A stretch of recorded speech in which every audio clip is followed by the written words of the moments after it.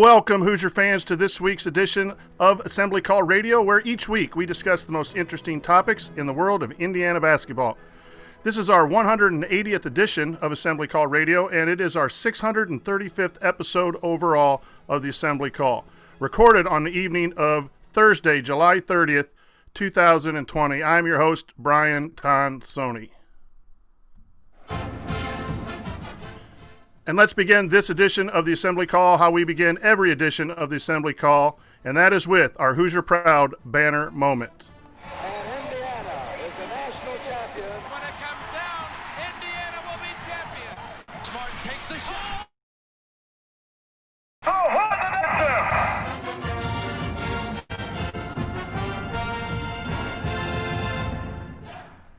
This week's banner moment occurred on Tuesday when the Indiana basketball program held a Zoom meeting with the local media. This hour-long interview with Coach Miller and several players shared some insight into what has happened on campus this summer in the limited off-season. Coach Miller seems really dialed in on what needs to happen in regards to all the safety protocols and seems to appreciate the attitude and work that the players have brought in just over 6 weeks. Of the many takeaways from the interview, Coach Miller's praise of freshman Christian Lander really stood out. Quote, "He is so gifted on the court and has such a great feel that you can't teach," quote, Miller said. Quote, "That's the one thing about him that I've always said and I still feel about him right now. He just has that it factor, that feel factor with the ball and his ability to know how to play. And as a point guard, not having to teach them how to play sometimes, you know you have a good one," end quote. This is good for the young man who could be starting his senior year of high school. It is good for the Indiana basketball program that despite that said youth, Christian has that it factor and it's showing in early workouts. Also, having a second point guard helps with the offense, which has struggled in the past couple of years. Christian Lander can help Indiana play more up-tempo, and Coach Miller also hinted about playing, quote, more guard-oriented offense. All of this is good news in pursuit of that sixth banner. Whoa, Coach. Pursuit of an NCAA berth first, but some good news coming out of Bloomington. Okay, now let me introduce my esteemed co-hosts for this week's show. Andy and Jared are both off this week, with Andy celebrating his birthday on Friday. Happy birthday, Andy. Analyzing players, finding every I'll get to your birthday thing, but now we're going to go to Jared. Ryan. Wrong drop. Yeah, just one thing about this. Dude just interrupted his own jingle. So messed that up. But we do have something special for Andy after your rant. What are you ranting about, Ryan? Don't worry, Coach. I mean, we're all rusty. Basketball just came back tonight officially, so we're all kind of rusty. That's actually what I'm going to rant about. Is that basketball is back after 140 days. The NBA returned tonight to regular season action. I know it's not college basketball. This is a college basketball Indiana Hoosiers related podcast, but it's a step in the right direction. We've seen actually over the last couple of weeks how effective the bubble concept can be, and we're seeing no positive tests for the NBA. The NHL is starting its its return to play and has succeeded incredibly with the bubble concept. Then we've seen Major League Baseball where a couple guys going out can cause an outbreak on an entire team. So I think where I'm going here is this is a wake-up call. What's happened in baseball versus what's happened in basketball and the NHL is a wake-up call for all these sports that are starting to plan their return. Those players and those coaches and these conference commissioners and all of that have to be incredibly smart moving forward. You can see how easy it is to catch this virus and how quickly it can spread through a locker room, a clubhouse, a group of people hanging out. So when they do bring sports back, I'm not saying you got to stick these kids in a bubble the way the NBA has done. Obviously, they're not paid. It's not, this isn't they can't divorce themselves from life for 4 months to go do this. But I do think that we're going to have to monitor people very closely, make sure that, these people are keeping each other in check and test them, to a ridiculous degree if we're going to hope to finish a season. As we've seen, the Marlins had to shut down for a week because a couple guys allegedly went out to for a night in Atlanta, and now they've got 19. It's in the teens, guys. 17 guys associated with the team have tested positive. That just shows you how quickly this can spread. And so as we're moving forward, look at what the NBA's done. They've kept guys locked down in a bubble, and it's worked so far. College basketball, college football, the NFL all have to take lessons from that. Maybe you can't lock them down physically, but you can try or educate them, tell them to limit their exposure, and it's on the teammates of the players to keep each other in check. Hey, man, I don't want to get it, so you shouldn't be going out to the bars, that kind of stuff. So I would say this is, a chance to learn from the other sports that have gone on, especially related to college basketball, college football, and what's going to go on this fall. And it's just important that once it comes back, we really don't want to lose it again in whatever fashion. So hopefully there's some lessons to be learned there. And I have now located the little happy birthday thing for our buddy Andy. To the man himself, Andy Bottoms. Happy birthday. Hope you have a great one. Enjoy it and live it up. Thanks, Robert, and we do wish you, Andy, a happy birthday tomorrow, I believe Friday, as we're recording this on Thursday. But here's what we're going to talk about this week. We have some Hoosier headlines, and then in the second segment, we're going to analyze IU players' shot forms, and in the third segment, we'll take your questions. All of that is coming up this week on Assembly Call Radio, and before we get into all of that, a few things to remember. Please continue to support our friends at Homefield. They're doing a great job with the Saturday reveal, getting 15 new schools, so check that out at homefieldapparel.com/assembly20. Make sure you check them out and support them. We do appreciate. Here are the Hoosier headlines. Archie Miller and the players held that Zoom press conference. There was a lot in there. Race Thompson being a leader was brought up. A guard-oriented offense, tempo, and ball screens. It seems the freshmen have brought a togetherness since a lot of them played together on the AAU, and that has led to an easier transition. The delay because of the COVID situation, Archie says that the team is really just now in midsummer form, where they usually would be in midsummer and need to make up ground, but you can't make it up all the time. And, Coach Miller seemed to be on top of this new protocol and not necessarily being happy with it, but accepting it and moving forward. Jordan Geronimo sent out a picture, but before and after the 6 weeks, Just holy cow! His legs, just look at the side by side of the legs. It's just what happened, dude. But yeah, ripped, man. That kid was taking his training seriously. Quickly gets to change these guys' bodies. And give then Cliff a raise, guys. No kidding. 8 IU players are participating in the NBA bubble that you mentioned and just got started here, and have a very close game here wrapping up right as we're recording. So anything stand out for you in those Hoosier headlines? I thought Archie Miller's Zoom call, I call it a press conference, but Zoom call with reporters. I thought there was some interesting stuff in there, specifically stuff you mentioned about Lander being just exactly who we expected him to be, kind of. And, talking about how the freshmen were really coming along. And I think that this freshman class, more than any in recent memory, is going to be the most prepared to fill their roles because, again, we've said this repeatedly about these freshmen, excepting Lander. We're talking about the core class. That Lander is technically he's part of this freshman class, but really he was the year before. But these guys have all played together. And what I would say about the other three is that they can come in and be freshmen and just be role players and find their role and develop their games as they find their role. Whereas a lot of times we're having freshmen come in and have to be the guy right away or, be a huge part of the starting lineup. Even Lander may not be a starter as the season begins. There's certainly that possibility exists. I think he's going to play a lot, but he may not be, you got to come in and run the point right away. And I think that speaks to the fact that this roster is getting older, and we've talked about it, getting deeper and getting more athletic, getting more versatile, so guys can play different roles for this team. So I think it's great that the freshmen are fitting in, and I think, as I said, they're the most prepared group of freshmen for their role that we've seen in a long time come through Indiana, even predating Archie Miller. So it's really nice to see that, and to see that he thinks that too after getting to see them behind closed doors. I also think that it was nice to hear in music to a lot of people's ears that he wants to push the tempo. And that was my main takeaway from all of this was he really wants to push the tempo and thinks that they finally have the team to be able to do that. And that, being able to push the tempo, getting easy buckets in transition covers up a lot of the potential other issues you have offensively. If the offense gets bogged down and things like that, if you're able to get quick, easy buckets in transition, 8 to 10 a game, it takes you from a team that might be scoring in the 60s to a team that might be scoring in the 70s.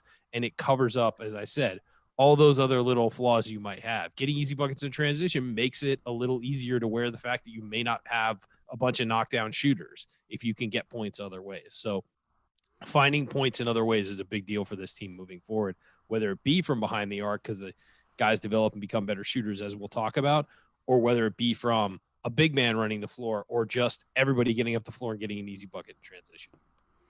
Yeah, I liked your comment about these freshmen being ready to play. They all have unique skills that can be brought into any game depending on what's the need. And I think the best thing, they are going to elevate practice because you know where a guy needs the ball thrown to you. If all the freshmen are playing against the 7 guys that are returning, you know the little secrets of playing with each other. And it seems like they're all competitors. They're all hard workers, yeah. They're all dive on the floor type of guys that will work on their game, and that just elevates the whole level because no veteran wants a freshman to come in and take any of their minutes. You do want the team to play well, and you cheer for your teammates, but there is a little bit of competition in there. And then in getting ready for our second segment, they all have relatively decent shot forms. There's no glaring weakness. You know, we know Trey struggled, and you wonder how much of that was with his injury, and we'll get into details with that. But in looking and preparing today, I thought, my goodness, these guys can, in the right situation. Now, doing it in high school and AAU is one thing. The speed of the game and getting open and getting your shot prep done is a different thing. But I just think this team has more to offer. And it just sounds like the offense is going to be a little more exciting. You have a few more guards that can really handle the basketball and push tempo. So it's going to be, an interesting year. And then it just piggybacks to your rant of why it's important for everyone to do what they can, regardless of where you are on this COVID stuff, to just stop the spread and move forward so we can get back to some semblance of athletics as we know it. Especially because regardless of how severe each case is, the number of cases are what's going to determine whether things get shut down. I mean, that's just a fact of life. Whether you believe that's important or not, that's a fact of life. So we got to prevent people from getting it in these bubbles because they'll spread it, and you got to keep that number down. Keep that number down, and let's play some basketball. And again, it just is exciting to hear basketball talk. We've all been involved in other things way too long, some basketball talk. So, okay, coming up tonight's show will be with me, the coach, and the shot doctor. And we're going to get down to some business here, talking using our time wisely and figuring out the shot forms of the Indiana players and one of the things that Indiana struggled with in the past. So segment 2 will be about shooting. Stick with us.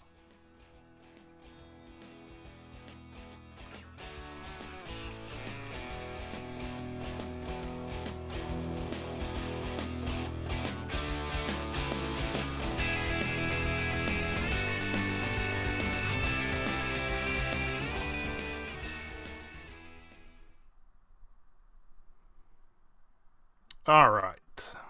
Hey, I'm going to reconnect my internet, so I'm going to come out and come back in real quick after I do that. Just reconnect it.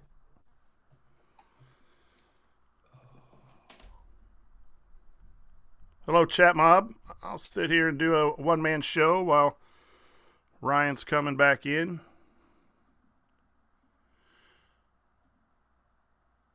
What's up, Coach Marlowe? David, I see he's in there. Tyler, good to see you guys on a Thursday night. Moose, Joel, Brian Toohey was in there. I think I've seen everyone.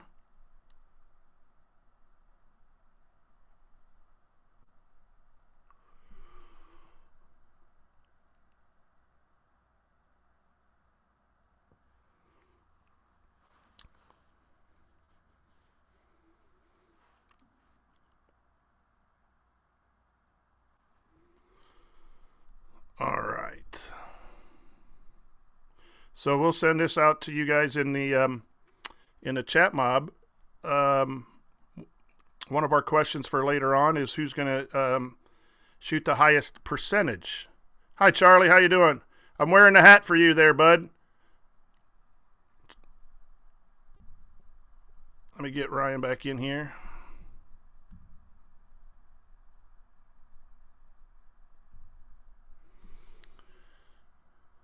The basement is starting to get fixed tomorrow. We're going to tear up our back porch so they can dig down, and then Monday and Tuesday they are pushing the wall back to its former spot. As it, for those of you who haven't heard, my basement wall come bowing in from one of the rain events. What's the latest update on that?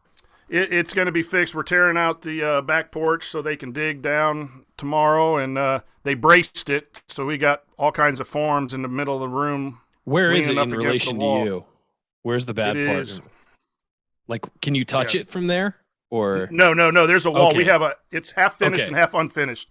So I'm in the finished part. The unfinished part is where the wall bowed in. Yeah.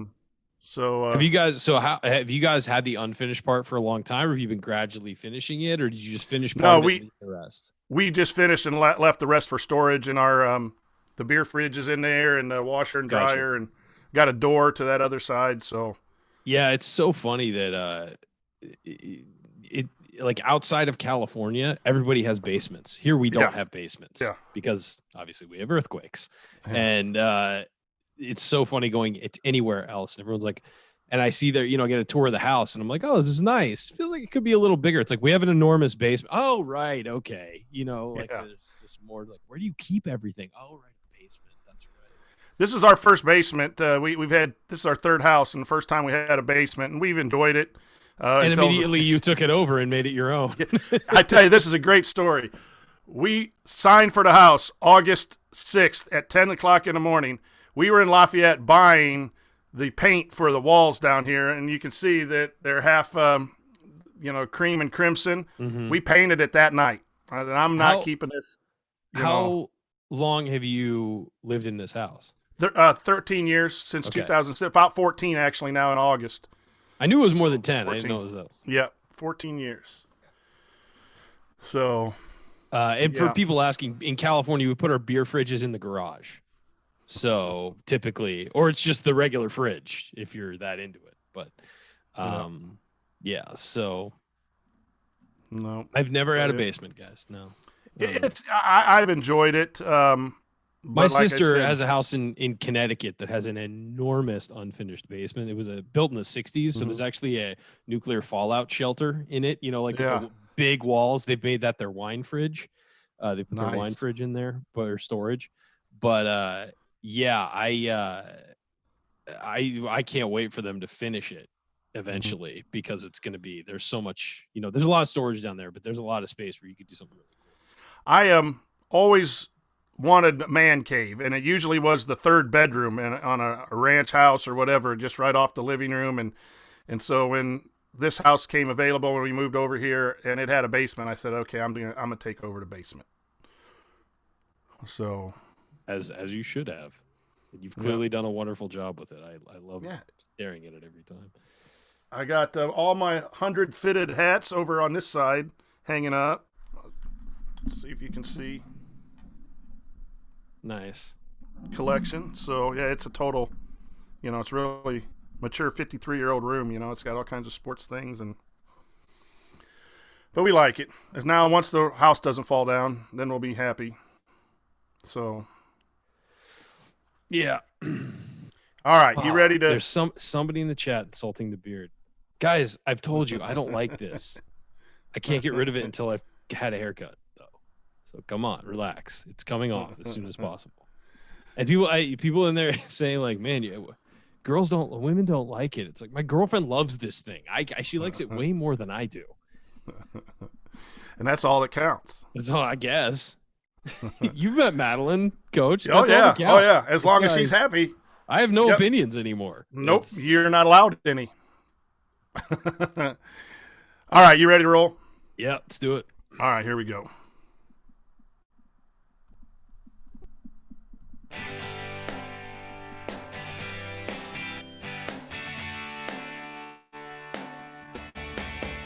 What's up, y'all? It's Devontae Green giving you the green light to watch Assembly Call after every IU game. Just don't listen to their opinions about shot selection. Remember, you miss 100% of the shots you don't take. Go Hoosiers.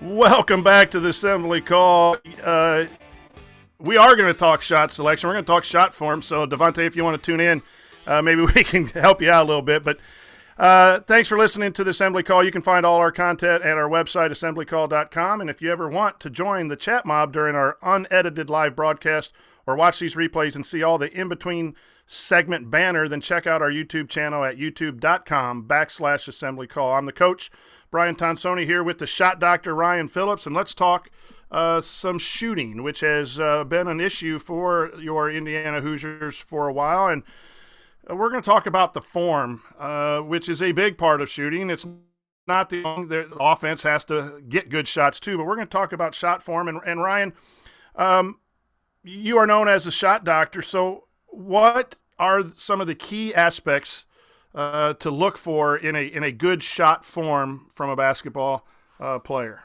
Well, for me, and I know look, when I get hired as a shot doctor coach, you're going to come and be my assistant. You all right? Very good. We're very simpatico on a lot of these things. That's right. I think it starts from the ground up. That's what I was always taught. It's about, first of all, balance is number one. When you approach, and this works for all of basketball, but it starts for a shot. I mean, when you catch the ball, you have to be on balance and you have to be square.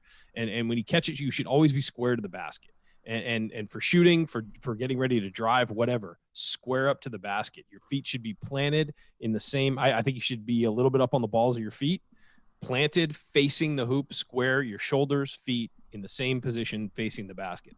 And then I think the key components of a shot are you rise and fire your shot in one motion. It's not a jump, then shoot. And some guys do that who are super athletic. They jump and they try and shoot at the top of their jump. If you start your shooting motion as you jump, you will finish it at the top of your jump anyway. And so I think that that's a huge thing that a lot of guys don't get over. They have two separate mechanisms, the jump and the shot. It needs to be one fluid motion if it's going to work. And also I think that it's a lot of, as long as you remain square throughout, your wrist and your hand and your fingers are going to do all the work for you, as opposed to having to push your arm into it or need to, shoulder up a little bit more into your shot. If you are square, your body is going to do all of that work. Your eye is on the rim and your brain is calculating how much force you need to put in that for you. It should be natural. You don't have to think about it. That calculation is already done for you. You rise up, you follow through. A good follow through is very important. Leaving it up is, I used to be told that it's like you're grabbing money out of the basket. You reach and you're grabbing money out of the basket. Keep that hand out. And so I think it's one motion, square to the basket, and letting your hand and wrist do the work, as opposed to pushing with your arm or something like that could lead you to be not square throughout the shot. So when you shoot, technically when you shoot the basketball and release it, you should land in the same direction you just shot, facing. I know some guys twist a little bit. If you're twisting a lot though, and you're landing, angled to the basket, then something's wrong and you need to calm that down. Terminology is really important, and I'm going to take something that you said, because I always tell players to shoot on the way up, which is what you said with your legs and the motion starting. But I also find myself saying shoot at the top of your jump, and it's not shoot, it's finish. I like your word finish at the top, and you don't want to hold on to it. When you see players missing short, it's because they are starting to decrease from their jump, and the power, they've lost all power from their legs, and then it's a push all with arm. And it's all arms, and then it's just hard to get into a good groove with that. So finish at the top of your jump and shoot, on the way up. Those are two things that I agree with the good shot form. I like to watch the elbow too. I like the elbow in as opposed to the elbow out to keep the ball straight. Everything Classic. you said, Yeah. I agree, but the elbow in. And in doing some of these clips on our community, you do see guys, they all generally get to the point where their elbow is in, but sometimes they start with it out and then move. And the more movement you have in getting to your shot, the more error you could have. Yeah. It sneaks on the way you up. want to get solid early with your feet and with your elbow and with your hands, and maintain that throughout the shot instead of having to bring everything to a certain point. So those are some things I think are very important. One thing I think is worth noting. Shooters. one thing I think is worth noting, coach, is you don't have to have perfect form for shots to go in. And some guys shoot and have different, some guys do as they shoot, follow through and twist a little bit, and it works. That works for them. It's just the thing is when you have good form, it lessens the percentage of chance for error. If you have great form, you're still going to miss shots, but the chances for error are so much smaller. Now, if you have, Jordan Hulls had a weird shot where he was off to the side and doing that, and he made them. He made them at a historic clip for Indiana. But you wouldn't if you teach that to someone, there's a lot of room for error, and there's a lot of moving parts in there, and there's a lot of things that just are hard to correct when they go wrong. And so that's why shooting form is so important. It isn't that that's the ticket to always making the shot. It's that there's easier, the corrections are easier and smaller when you do go wrong. Let me ask you this. Do you believe at this level, at the college level, you can break down someone's form and reteach them better form, or is it better to just focus on a few things and just groove the shot that they brought with them into college? It would depend on how bad it is. If it is just atrocious and they're missing by 5 feet, like it's just off completely. Yeah, I think you need to, especially if you're trying to get this guy to the next level. Because if at the next level, it's never going to, Rajon Rondo's shot, you have to fix that. You know what I mean? Like and he's a guy who's worked on it and tweaked it and gotten a little better. But if you see that coming out of high school and you want this guy to be a point guard that goes to the next level, you got to start to fix it. Now, if he's a guy who has a weird shot and knocks down a lot of threes, don't fix it, tweak it, like iron out some of the issues and that. So it would depend on how good a shooter he is. If he's bad, he should have no problem breaking himself down and building himself back up. He's just got to be willing to do the work. And look, rebuilding a shot is not easy. It takes a long time to get rid of old habits, first of all, and then build new good habits. It's a intensive, awful process to go through to get it there. Muscle memory is hard to break down, and then to create a new set of muscle memory to do it correct. But I think you're right. I think you can do it, but you're going to see worse results early.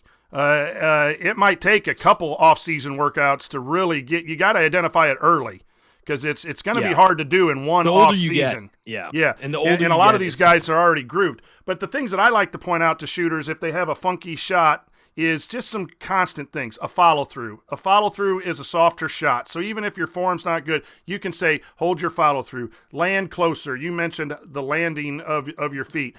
It doesn't matter what your shot form is, whether you twist or not, but if you land closer and don't fade left or right or backwards, those are things that you can fix even if you always be jumping towards the basket. Yes. It's not perfect. So when we see players that have a little bit of a hitch or a ball out to the side of their head like Jordan Hulls, or when we talk Jerome Hunter, he brings it here across his eyes above his head, which I would not teach that, but he has that, and as long as he's hitting, make sure that the ball's straight, make sure that he's landing closer, fix some of those things that all shooters need to do irregardless of form. I would say one last thing I would talk about on your shooting form, and I was taught this at a young age, and it immediately improved my shot, was to shoot out and not, or to shoot up and not out. A lot of guys shoot at the basket, and it's a line drive, and it's so much harder to make a line drive than it is a feathered, parabola of a shot. And so while you shouldn't rainbow it to the roof, it's more important to get backspin on the ball, to release, get that backwards rotation and shoot it up. Because if you do that, the rotation coming back will carry it right to the rim if you shoot it up. And so if you shoot it right. And so I think that's another thing that's important is height on the shot. If you're shooting darts, line drive darts, you're going to hit a lot of front rim, you're going to hit a lot of back rim. But if you shoot it up and get that arc on it, you're going to start falling in between. And there's got to give the ball a chance to go in. Exactly. And there's a lot more leeway when you've got it coming from a higher angle of maybe you hit the back of the rim, but it goes down. Maybe you slip it just over the front of the rim. Maybe you rattle it in. Maybe you bounce, hit the backboard. There's a lot more leeway when you're shooting up. When you're shooting out, you got to hit it perfect. When you're shooting a line drive, you got to hit it perfect. And as a high school coach, one of the things that I don't like is the 3-point line for early ages, because you get that push. You get that push and that lunge and that twist of the body, and the form if you're out there, is bad. If you're out there and you got kids, do not let them start shooting 3-pointers until they get to high school. 10 to 15 footers max. because they're not strong enough to get it up there. Once they start getting some muscles and start getting stronger, they'll have the ability to, softly shoot it instead of chucking it at the thing. So I think that is. So there you have really important. Some of our ideas on just basic shot form. Let's run through the 7 perimeter players, and we might even throw Race in there because we know you like it, Ryan, at the end. But these guys are generally going to be shooting the threes on Indiana's team next year. So Al Durham, one of the things I thought Al Durham's shot got a lot more elevation.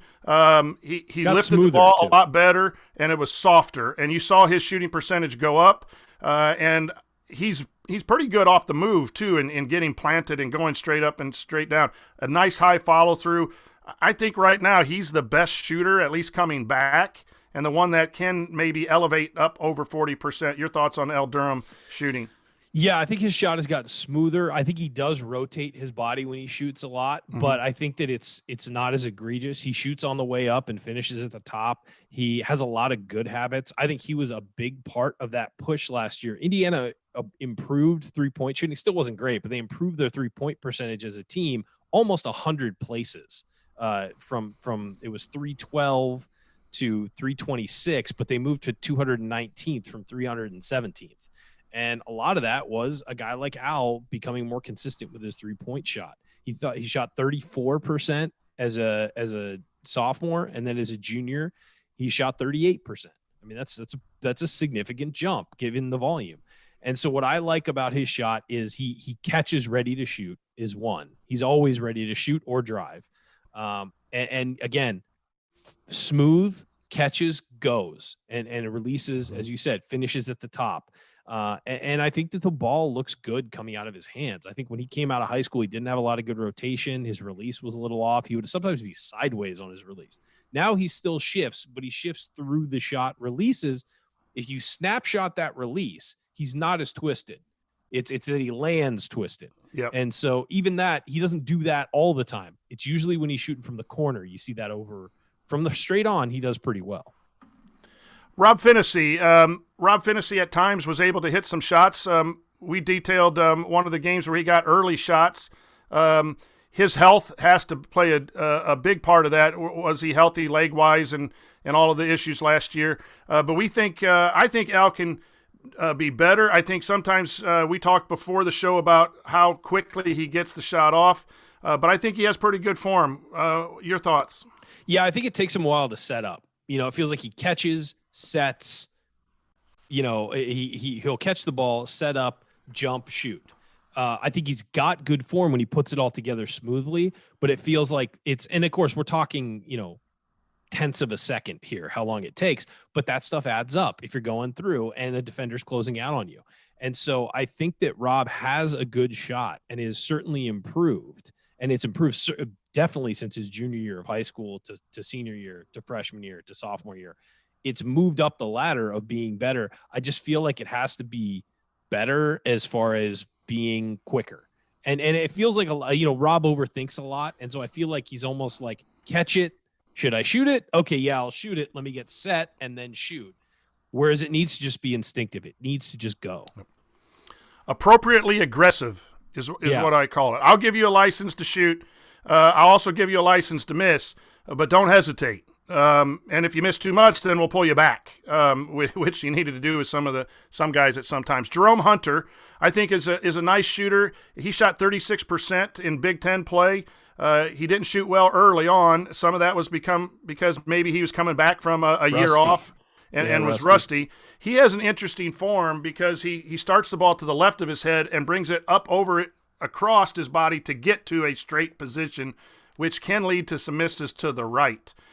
He is a better step into shooter, which 1-2 on the pass out of the post or a drive and kick than anything coming off a screen, flare cuts. When he's on the move, he has a tendency to fade, in my opinion. Your thoughts on Jerome Hunter shooting? Smoothest shooter on the team. You're right. He does take it from left to right. Unless he's receiving a pass from the right, he'll go straight up then. But he goes straight up.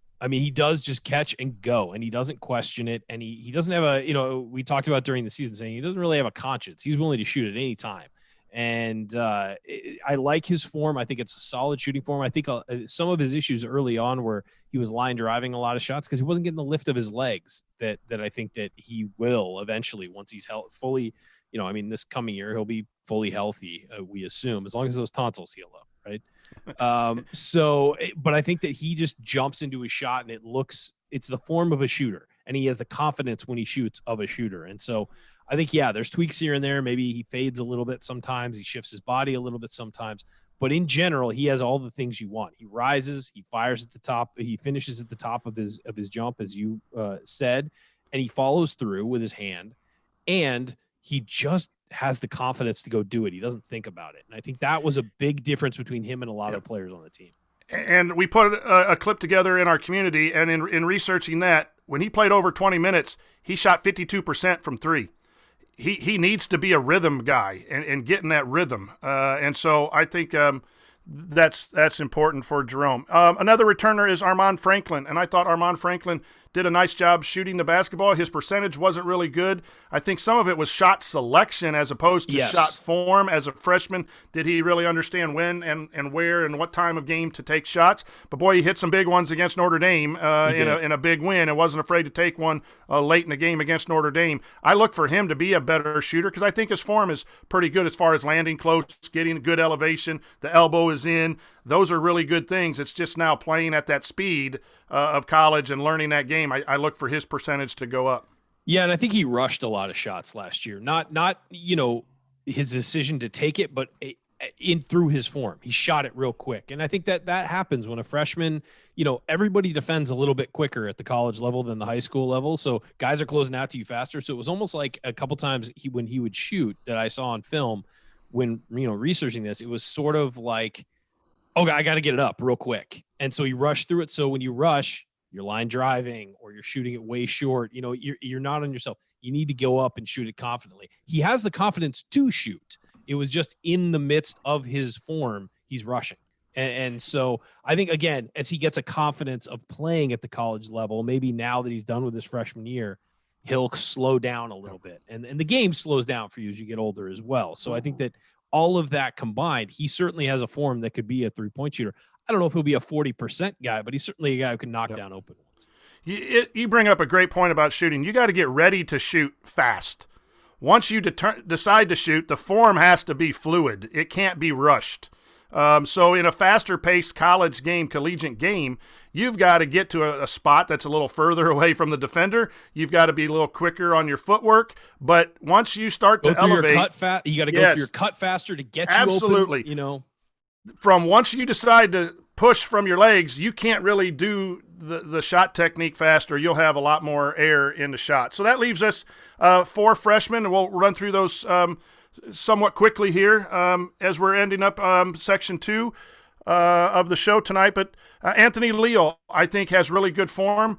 He was definitely coached. Doesn't have a lot of elevation. Yeah, but well coached, though. Yes. The form is there. He's one that's going to be like Armaan, that's going to have to learn at this next level. Playing AU is one thing, but college Big Ten level is the next thing. But his form is really, really pure, in my opinion. Yeah, and he's also a guy who, A, has been coached well, as I said. B, he's made some big shots already, so he has confidence. He's made some game winners, all that stuff. He has that confidence. It'll take some time, of course, to adjust at the next level, but from the, bones of what he's got of a shot, very good, very encouraging. And Trey Galloway, a lot has been said about his poor numbers in high school. He had a wrist injury. His form seems to me as a little bit more of a traditional set shot with minimal elevation from his legs, and that leads to a little bit of a more wrist action, I think, in looking at him quickly this week, where he flings it, and if you have a bad wrist, that can throw your shot off. So he's got to be able to use his legs a little more, get a little stronger, and then if he's healthy, I think you'll see his shooting be decent. He won't be the greatest shooter, but he'll be able to knock down some key shots, in my opinion, because his legs and his square to the basket, all of that is ready to improve, in my opinion. Yeah, I agree. I think that we're going to have to wait to see him fully healthy. If that wrist injury is healed, we might see a different version of Trey's shot a little bit. It might be something he's a little more confident in. And then Jordan Geronimo is a guy with great elevation. When looking at his film, boy, he gets off the ground. He's more of an inside-out guy, too, if the driving kick or the ball's inside kick out. But he can really get above closeouts, and he has good elbow position and a good follow-through. High arcing shot, too. I just think that he is going to be someone that maybe not this year, but by the time he's done being an Indiana Hoosier, who's a solid three-point threat. Yeah, I think he's got all the bones of his shot are fantastic. And it's just a matter of getting him reps out there. And apparently this year in high school, we didn't see a lot from, because New Hampshire, he was playing in New Hampshire, and there just doesn't, it's not a lot of video coming out of there, and the competition isn't terribly great. But you just saw, what you did see is you saw a real development there and a real confidence in his shot. And again, it'll take time for him to adjust to that at the college level, but the bones of what he's got in his shot are fantastic. And then Christian Lander is the last perimeter player that we're going to talk about tonight, and he really has an interesting shot. I think it's nice, but it's different. When he has a pull-up game in traffic at 15 feet, he really gets off the ground and is square to the basket. When he comes off screens and is outside the three-point line, he's a little more angled with his legs, and it's a little more sideways setup of a shot, but the ball goes in. So he's got two different kind of forms depending on the shot that he's taking. Yeah, and his three-point shot, as you discussed, he gets up real high in the mid-range, but his three-point shot, a lot of times his left foot is way ahead of his right. He's kind of angled, diagonally from the hoop, and it's really interesting. I think that they got to change that from him without being too drastic and tearing it apart. I think you got to gradually fix that so he's square to the basket when he's shooting. I think more of those would go in. He already makes a decent amount of threes, and he's a pretty good shooter inside the three-point line. But sometimes young kids, they see that three-point line, they think, I got to put more into this shot, and they change the way they shoot from beyond the three-point line. You can see that with Christian Lander pretty obviously. I did that in high school. You step behind that line, you're thinking, the shot's worth more. It's further when it's a foot further than the shot you're taking, a step inside the three-point line. It's a psychological thing. Some kids do that. I think Christian Lander can get to the point where he's a real good shooter. He has great rotation on the ball and a good follow through. It's just a matter of getting him square to the hoop. Do you think his shot's a little low from three? It is. He's got to get the ball. Yeah. Okay. Yeah. So, but that's again, against defenses, he's going to have to fix a little bit. Yeah. Especially at the next level. And so it'll be interesting to because you watch it and he shoots from here and shoots out. And I think that you have to fix those things, but maybe that's not a freshman year thing. I think it's a gradual progression of getting those things fixed. And someone we didn't talk about, but who I think can shoot the three, we can just go real quick because he's a big buddy of yours, is Race Thompson. I think has really good form for a post player and would really like to see him have some capability to be a stretch four. Do you think he has that in him? He's got to build that confidence because he did it in high school. You watch his high school film, he can knock down jumpers from outside, maybe 17, 18 feet out to the three-point line. And I don't know. I think he can knock down shots. I like his form. And last year when he would take threes, I liked his form for the most part. He was maybe a little long, maybe a little short, maybe, rushed it a little, maybe took too long on it. Whatever it is, I do think that there is a shot there to be mined and a shot there to be developed. And he's a guy who, again, you watch high school film, he makes his shots. So we'll see. I think he was 3 of 10, 30%. Maybe this year he'll be 4 of 10 and crack 40%. Right. No, if he can be a weapon on the court, and that way you can move him on the perimeter with Tracy Jackson Davis alone in the post, and you got 4 guys who can knock down shots on the outside. That's exactly what Archie Miller wants. So overall, Indiana's shooting form is pretty decent from the players they have coming back. It's now up to running decent offense and having good shot selection and understanding within the offense of when to shoot and not taking so many late shot clock threes. But if Indiana's shooting can improve, we know the post play is really solid. So hopefully that'll give you a little bit of insight to what we think about Indiana shooters, and hopefully the percentage goes up again this year. But coming up in our third segment, we'll answer your questions, including one that is going to force Ryan to say something nice about a former IU player he has been notoriously critical of. Who is it? Stick with us here on the Assembly Call to find out.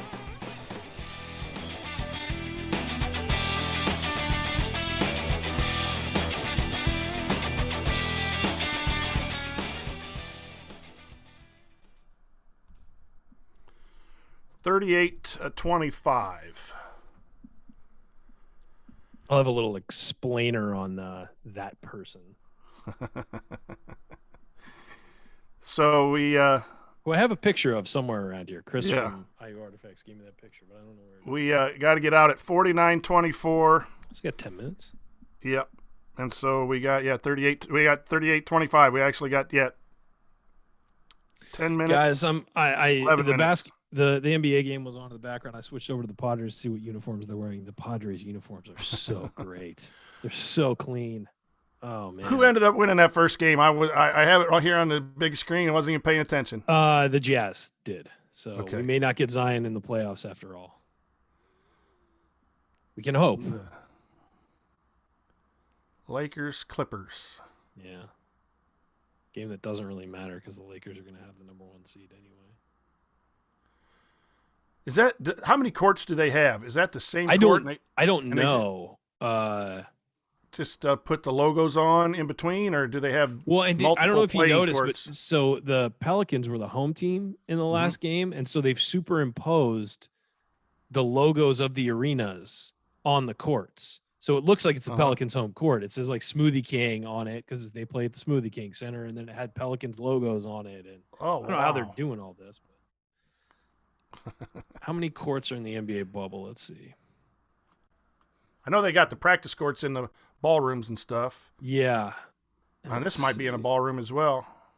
No, it's an arena. It's an arena. Yeah.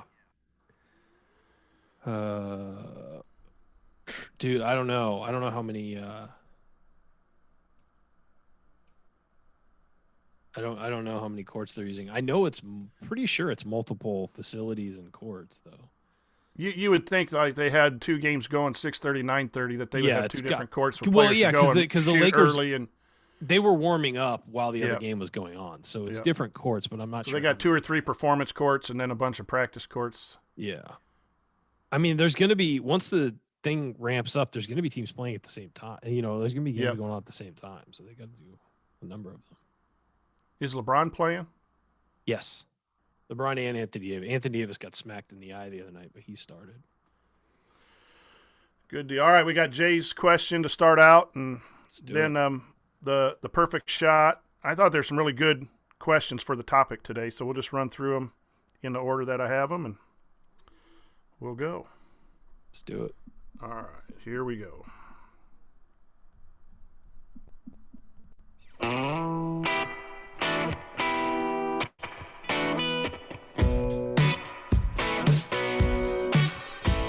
Hi, this is James Blackman Jr.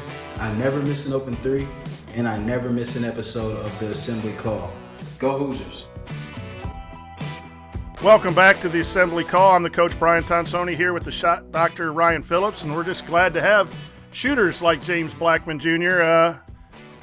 Help us on tonight's show about shooting. And remember, to everyone out there, you need to be subscribed to our email newsletter. We send out a weekly IU news roundup, even during the off season, and after every game, we send out a detailed post-game analysis. Just text IU to 66866 or go to assemblycall.com. That's IU to 66866 or go to assemblycall.com. It's time now for our mailbag. All questions were submitted via our private IU basketball discussion community at assemblycall.com/community. And here we go. It's not that good, but it's not that bad. It's Jay's mediocre question. Jay's mediocre question this week says, since we're discussing shooting for the upcoming season, which IU player will attempt the most three-pointers and which player will shoot the highest percentage from 3, minimum of 50 attempts? Ryan? I think the most attempts is going to be a very tight battle between Al Durham and Jerome Hunter. I don't know who's going to win it because we don't know if Jerome's going to play full-time minutes or what that's going to be. It's going to be one of those two guys would be my guess. And then highest percentage, I'll go with Al. Yeah. I think Al Durham on both of those it would be my call. I just think he had a nice year last year. I'd like to see him shoot more. The question is, when you shoot more, is your percentage going to stay where it was, thinking, get better? If Hunter shoots more, he might have a lower percentage. So I'm going to bank on the split there. I think maybe I'll change my first answer. I'll say Hunter definitively will shoot more. Durham will have the higher percentage, but they'll be close. I think they're both going to be good shooters this year. Yeah, and let's just hope there's a lot of people challenging for that.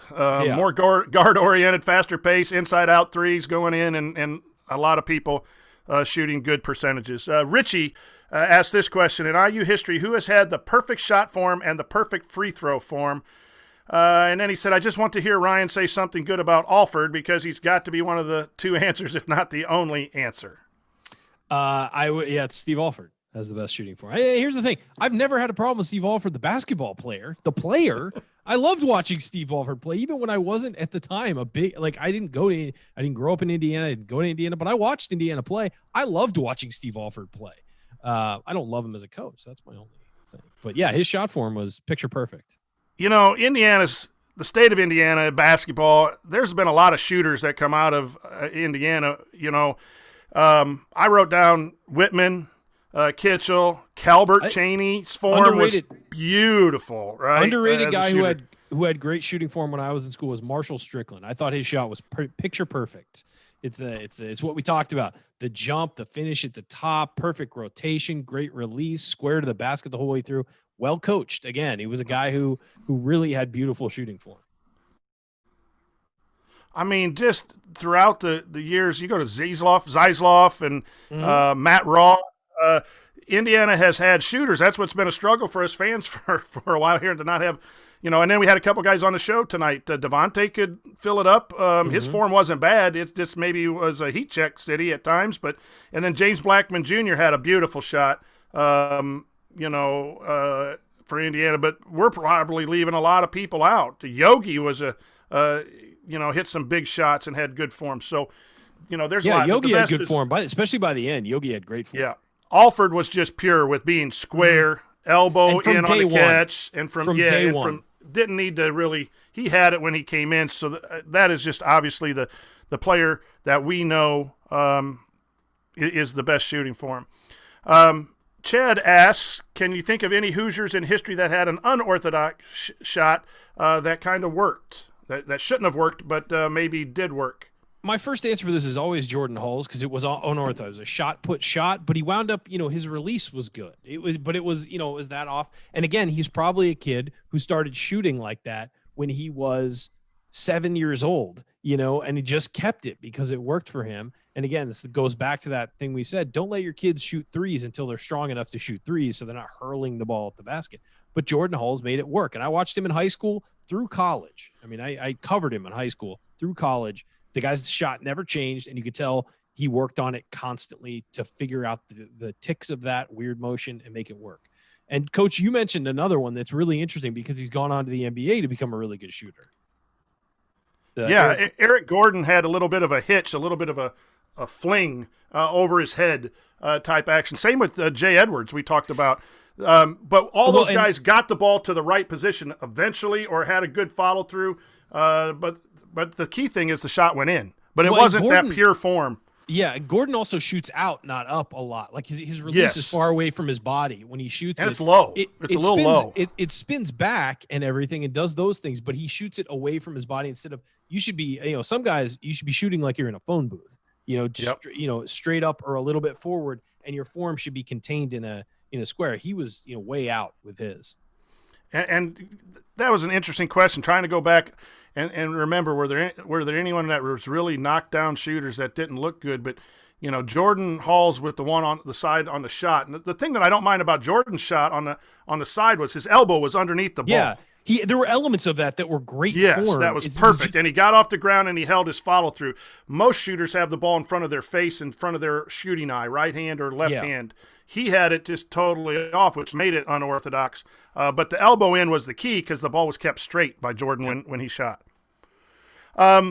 Jared asks, if you could have your child adopt the shot form of any current or former Hoosier, who would it be? That kind of goes with Alford, obviously, but let's say current.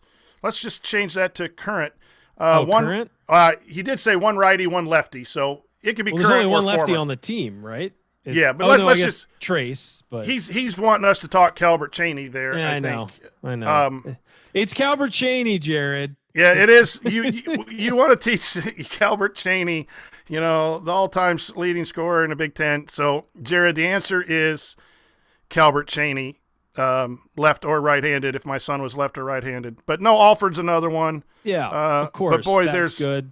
Marshall, from my of them. time there, Strickland had a beautiful shot. Rod Wilmot had a really nice shot, but he was a guy who jumped 5 feet and then shot. That kind of guy we were talking about, that uber athletic, but his form was actually really pretty. But yeah, there's plenty of guys over the years. I mean, Matt Roth would be a great one. If my kid had shot like Matt Roth, I'd be very happy. Sally asked an interesting question here. Lander and Trace both being left-handed, 2 left-handers on a team. Does that have any impact on the game as far as, a weak side, strong side, or any kind of action with a guard and a post player being predominantly left-handed? I'm not particularly worried about it. I think both guys can use both hands. I think Trace was very left-hand dominant last year, but we've seen him finish with his right hand. I think that'll get better this year. So really he could set up on either side. And I also think he's good enough to finish from either side of the court with his left hand too, whether it's going short side baseline or going over the top. I really think that he's a guy who can do all of that. And and when it doesn't work out, just dunk with 2 hands. That's, it's very easy for Trace. But Lander, I think I've seen him finish with both hands. He's left-hand dominant, but yep, he can finish. I think the interesting thing with Lander is shooters who are left-handed are hard to get used to closing out to the right hand.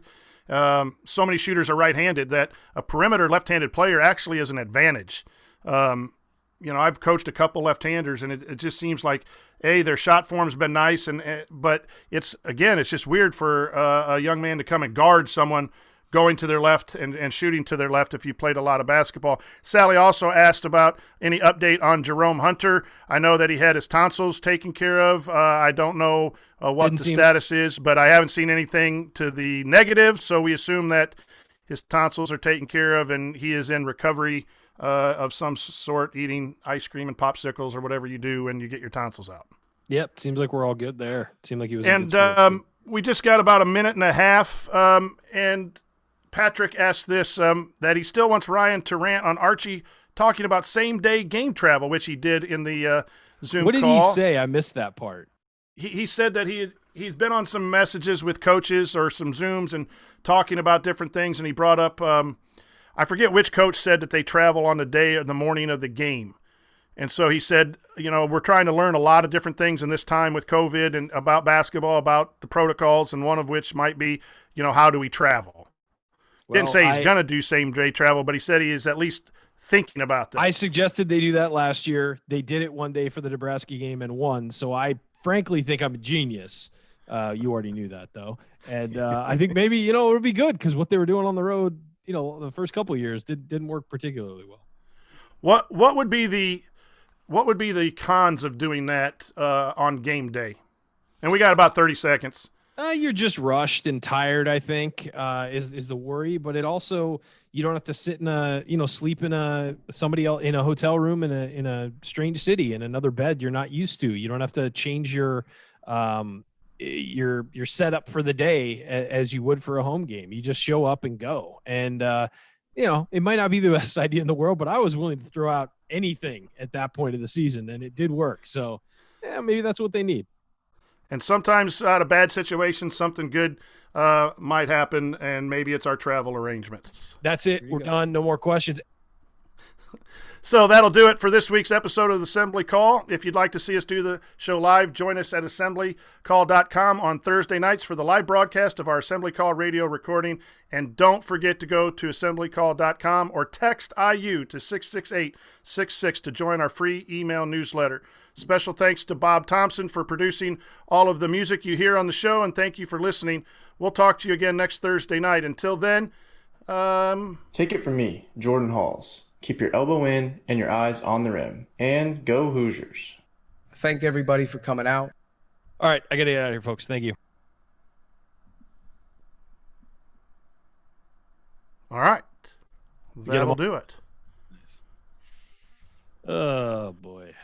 Lakers are up by 12. That's good to see. I got the Lakers at plus 40 on FanDuel.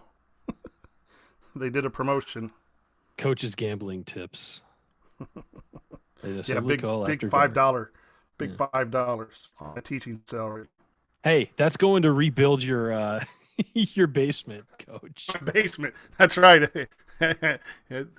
Jeez, Daddy needs a new wall. Come on, let's go. We've had I sometimes try to find some saneness in all the craziness, but we've owned homes now for about 26, 27 years, and we've had to put one roof on and now one wall in 26, 27 years of home ownership. So 3 homes, only a couple major projects. That's Once not you bad. get by the initial billing of the cost, You get 3 more. It's not bad. You build 3 more walls, you could have had your own separate house with the roof and 4 walls, Coach. So yeah. Well, if it makes you feel any better with the work on the house, I'm having to basically rebuild my truck right now. So it feels like so. I have until August 31st to get it smogged and to get it smog check in California. For those of you who don't know, you have to get a smog check in California to get, it has to pass inspection every 2 years, I think, or every year if it's an old car, and every couple of years if it's a newer one. And so my dad and I have a month to fix whatever's wrong with my car. And it's the kind of thing where there's like 14, codes on it that things are wrong. And it feels like we've done a lot over the last 5 years. We fixed a lot of things on it. Mostly he fixes. He just tells me what to do and I plug things together. I'm not great with cars. But we have a month to fix everything. And it just feels like every time we fix something, I'll be driving along and the check engine light will pop up 3 days later. And it's like, here's another thing you got to, because it's an 18-year-old truck that only has 125,000 miles on it for 18 years, which is really good. But it's a 2002. It's old. I took that thing to Indiana and back to Indiana to Wisconsin and then back to California. So it's been, used up, I think. So we'll see what happens. That's my drama going on. Yeah, we start up school next week, so that'll be interesting to see how that all goes. Do you start Thursday. Monday? Oh, Thursday. Well, teacher days are Tuesday and Wednesday, and then we go back Thursday.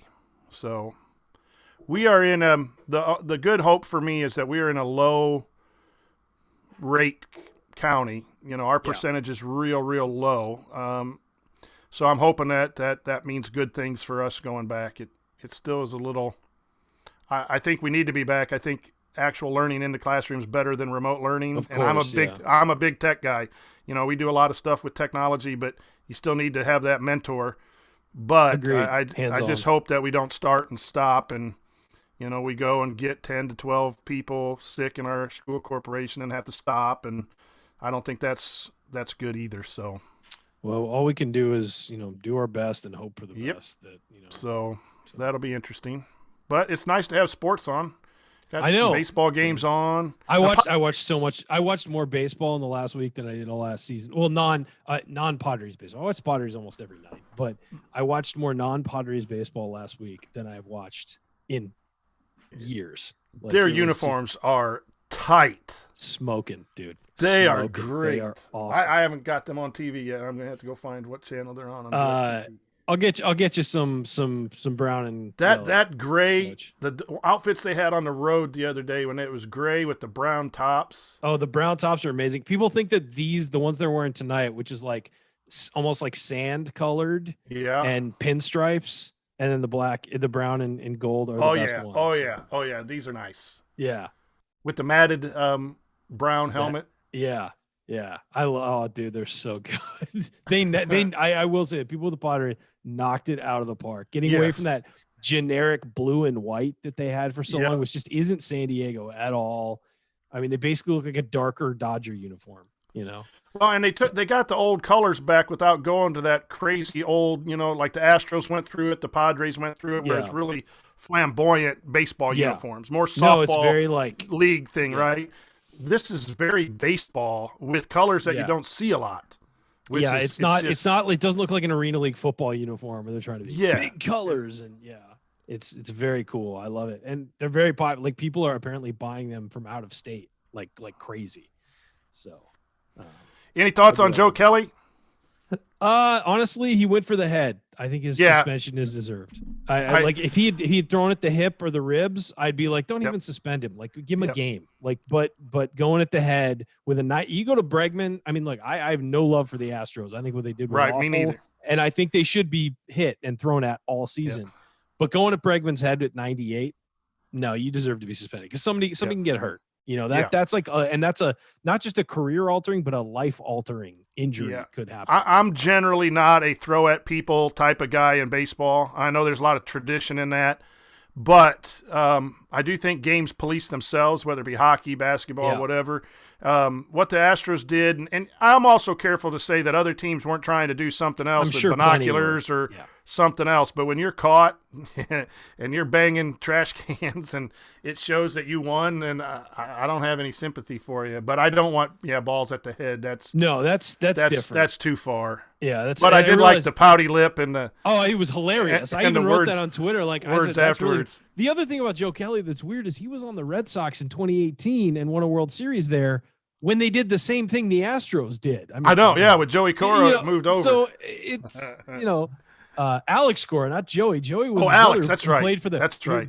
Joey Cora played for the Padres. You're that's right. That's right. No, but so Joe Kelly wasn't on the 2017 Dodgers that lost the World Series, and then he was on a 2018 team that cheated and won a World Series. So I'm not sure why he's the guy to send that message, but whatever. It was great. It was great theater. It was great. Like it was definitely the first big moment of baseball being back was that one. So I enjoyed it. I thoroughly enjoyed it. Anytime that the Dodgers are involved in something negative, I'm happy.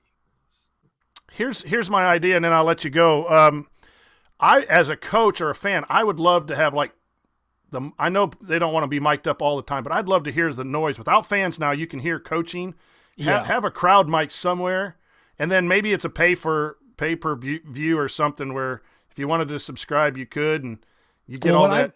What I'm not liking is when they're bringing in interviews with people who aren't involved in the game, whether it's a player not involved in the game or they're bringing in an executive not involved or something like that.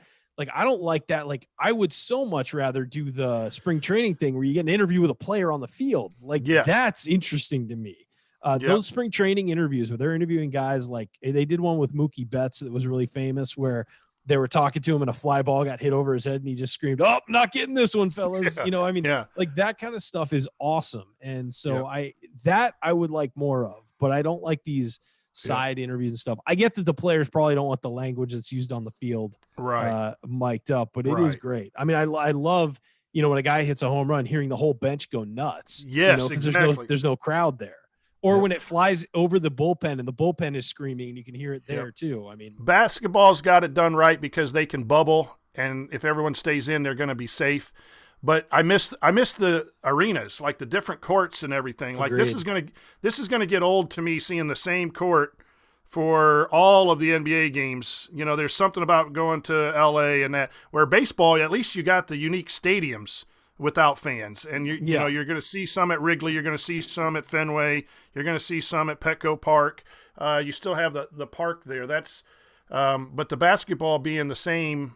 It almost feels like you're watching a real live version of like a video game where they all play on the same similar court, And I wonder how long it'll take. I mean, it's funny too how all of that adds to the atmosphere. And watching some of the IU games and getting ready for our clips that we do on the community, and then this show, I can't imagine Assembly Hall without fans. Yeah.